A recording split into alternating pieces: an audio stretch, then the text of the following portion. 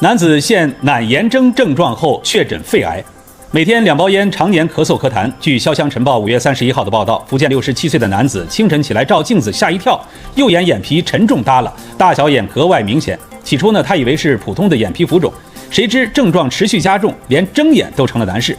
医生从他40多年的抽烟习惯里找到了原因，肺癌引发的类重症肌无力。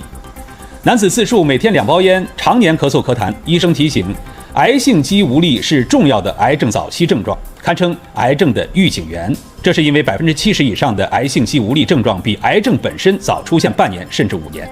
数据显示，80%至90%的肺癌与吸烟密切相关。吸烟人士如果出现眼皮下垂、反复肢体无力，应及时就医排查。